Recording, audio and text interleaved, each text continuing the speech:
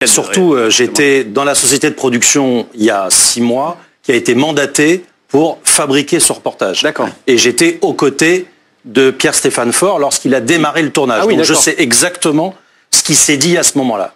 Et après vos premiers jours de tournage, très vite, Pierre-Stéphane a dit « il est trop lisse, on n'y arrivera pas, il n'y a rien à aller chercher ». Donc ils étaient déjà très déçus du contenu. Mais surtout, on a eu une discussion assez vite avec les responsables de complément d'enquête, en l'occurrence Hugo Plagnard, qui a dit « tu comprends ce sujet, on ne peut pas le rater, c'est le plus important pour nous ». Et ça m'a extrêmement choqué parce que, je lui ai dit pourquoi ? Parce qu'il est prévu peu de temps avant les européennes. Et donc, il y avait un objectif de vous cibler et de cibler le timing, c'est-à-dire à 5-6 mois des européennes. Moi, ça me choque beaucoup. Quelqu'un disait tous les coups sont permis en politique.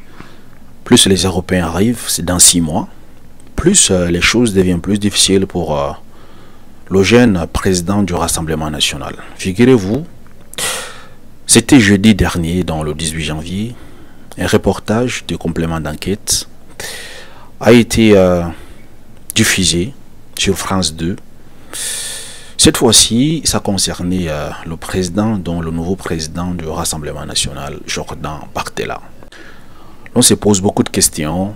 Pour Jordan Bardella, c'est un coup du gouvernement qui cherche à aller faire barrer la route aux futures élections, donc prévues dans 6 mois pour les Européens. Pour certaines personnes, et ces reportages viennent au bon moment. Et celles d'entre nous qui n'ont jusqu'à présent pas eu connaissance de ces compléments d'enquête, je ferai lire une partie de la vidéo. La partie où il me semble c'est très importante parce que c'est cette partie qui a soulevé beaucoup de polémiques sur les réseaux sociaux, mais également dans la vie politique française. Donc du coup, je vous laisse suivre dans ce reportage.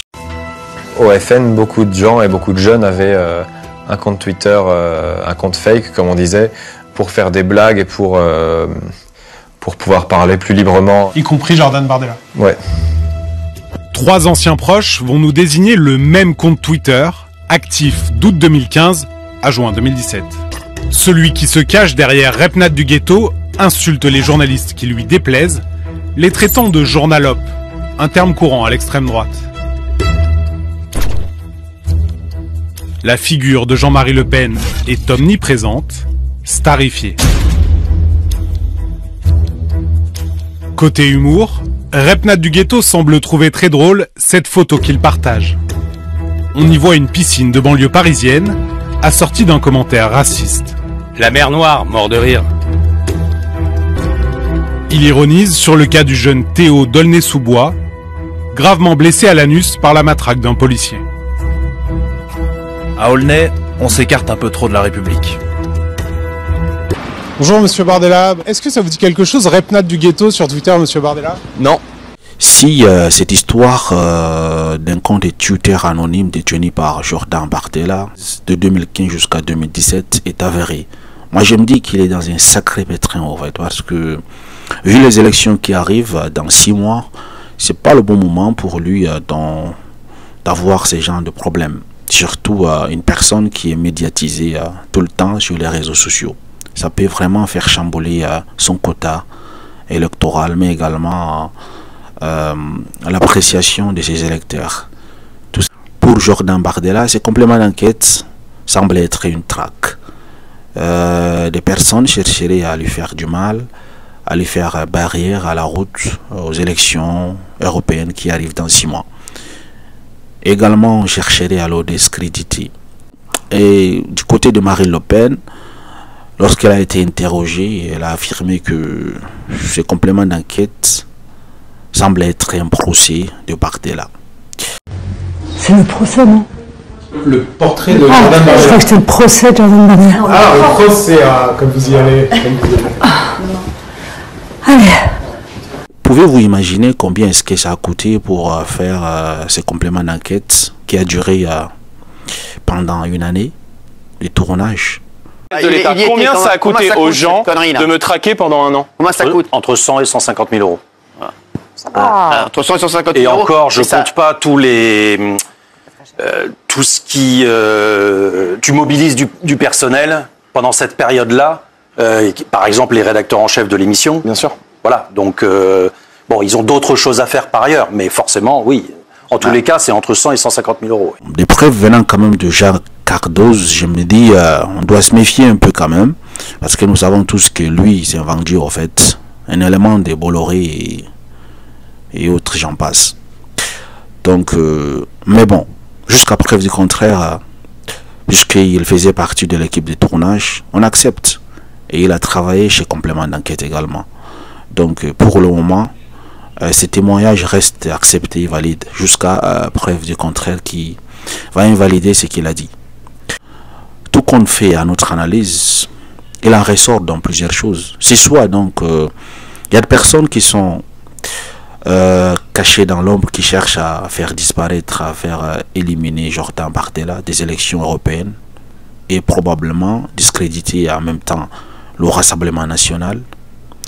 Ou bien, ces faits se sont avérés. Jordan Bardella détenait bel et bien dans ses comptes Twitter de 2015 à 2017, vu ses antécédents quand il était étudiant, parce qu'il faisait partie d'un syndicat dont des groupes extrémistes d'intervention rapide comme ça, étant donc ancien membre et sympathisant d'un syndicat d'extrême droite qui faisait dans les interventions rapides.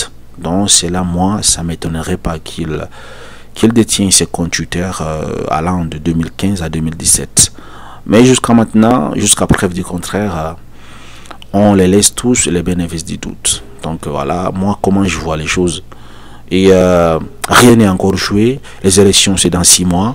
Et d'ici là, nous aurons d'autres éléments à propos de cette affaire. Dites-moi, qu'en pensez-vous? Est-ce un coup farfelu à l'encontre de Jordan Bardella, ces jeunes loups politiques qui est en train de s'élever, ou bien il pourrait être impliqué dans tout ce qu'on lui accuse? Pour Jordan Bardella, ces compléments d'enquête devraient s'appeler plutôt les guignols de l'info ou bien les guignols de l'enquête. Alors attendez, on a trouvé un autre truc à lui reprocher qui n'a pas eu lieu. Ouais. En fait, vous savez, c'est complément d'enquête, ça devrait s'appeler les guignols de l'info. Ouais. Je pense qu'on devrait renommer cette émission les guignols de l'info. Donc là, on a un communicant. Moi, je les appelle comme ça aussi. On a un communicant. Chers amis, nous voici donc presque arrivés à la fin de cette vidéo. J'aimerais entendre vos avis en commentaire. Dites-moi, qu'en pensez-vous de ce qui se passe au sujet de Jordan Bardella depuis maintenant, depuis jeudi, depuis donc la publication de ces compléments d'enquête sur France Info. Est-ce que ces jeunes loups de la politique qui est en train de monter les escaliers et puis on va l'abattre, est-ce que selon vous c'est un coup farfelu contre sa personne, contre son ascension politique? Est-ce que derrière ces compléments d'enquête se cache une manipulation? Dites-moi, qu'en pensez-vous? J'aimerais vous lire, j'aimerais vous écouter. Et si vous n'êtes pas encore abonné à la chaîne, n'hésitez pas à le faire. Et également, partagez au maximum la vidéo si elle vous a plu. Merci.